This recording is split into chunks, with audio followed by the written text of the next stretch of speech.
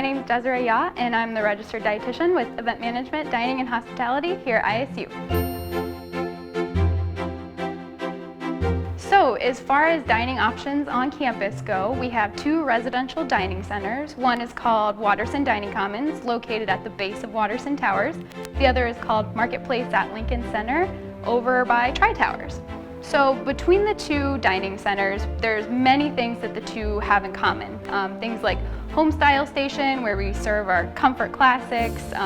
Each location has a salad bar, a deli, a grill, but between the two, there are some unique offerings that make both places pretty special.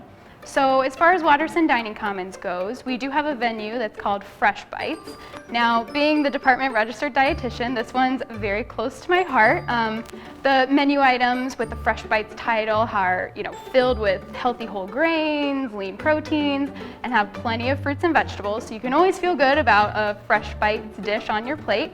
Watterson Dining Commons also has gluten-friendly flavors. Now, this is a venue that was created to provide a higher level of assurance for students with certain food allergies and other dietary restrictions. Menus and recipes here have removed the top 8 most common food allergens as well as gluten. But I think one thing that students sometimes think is, if you take all those things out, there's not much flavor left, but that couldn't be further from the truth. We still have a lot of really fun options there. Things like a fajita burrito bowl, pulled pork nachos, and who doesn't love steak and potatoes? So lots of good options there as well. One other thing that you can only get at Watterson Dining Commons would be our customizable build your own Tex-Mex concept called Burritos Etc. You can build your own burrito, your own taco bowl, your own quesadilla. Really, the options are endless based on all the customization that's available there. Now, on the other hand, at Marketplace over at Lincoln, we have a couple things that are very unique to that location as well. So over there, we've got a Mongolian Grill. We have this menu that's sort of got these themed rotating food bars, so things like mac and cheese bar, baked potato bar, appetizer bar, lots of good options there. And over at Lincoln's, there is also a wood-fired pizza oven, which is very popular among a lot of our meal plan holders. So as far as having a meal plan goes, students who live on campus in one of our residential halls are required to have a meal plan, and students who live off campus or in Cardinal Court, they can purchase a meal plan voluntarily. So as far as a meal plan breakdown, I think the first thing to say is our business office has put together this really, really great graphic that's available on our website at dining.illinoisstate.edu. It gives all of the most important details and really helps new students compare and contrast, which meal plan is best for them. But in a general sense, we do have two types of unlimited meal plans. And unlimited basically means that the student would have unlimited access to the dining centers a certain number of days out of the week. On the other hand, we have our traditional meal plans, and we have two types of those traditional meal plans. Those work by giving students a set number of meals or swipes into the dining center per week. So the flex dollars that are a part of every single meal plan can be spent at a variety of locations around campus. We have multiple retail dining venues in our Bones Student Center here on campus. We've got things like fast-fired pizza at the Landing, burgers, shakes, and all-day breakfast at Timber's Grill. There's a McAllister's Deli, there's a Starbucks, and there's also a Qdoba, and all of that is in the Bones Student Center.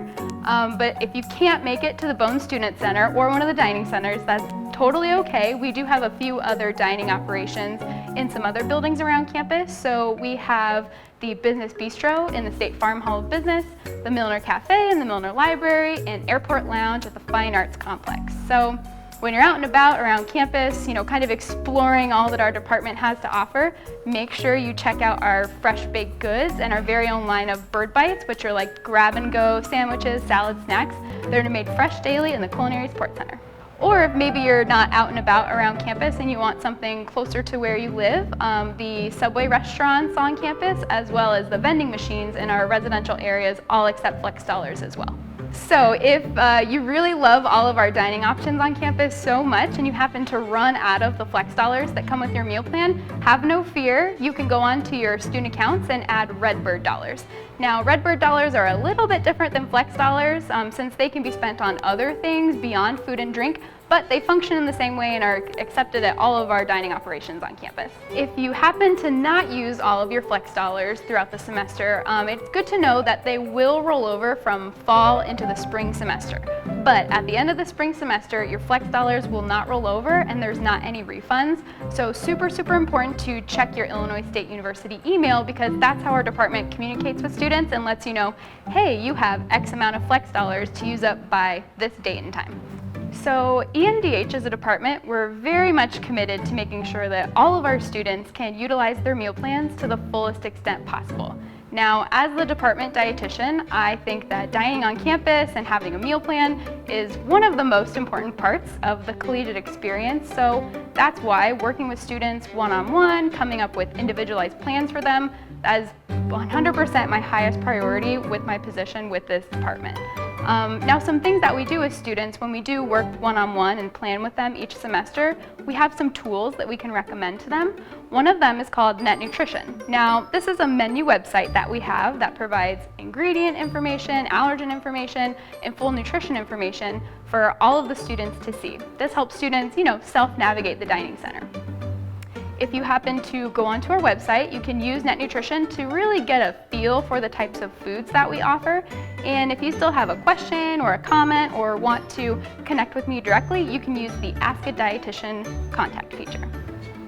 So next steps would be to head to dining.illinoisstate.edu to the Housing and Dining portal, where students can begin making their meal plan selection as soon as February. Just make sure you've got the final selection in there by May 1. All right, well, thanks for watching, everyone. We can't wait to see you on campus in the fall semester.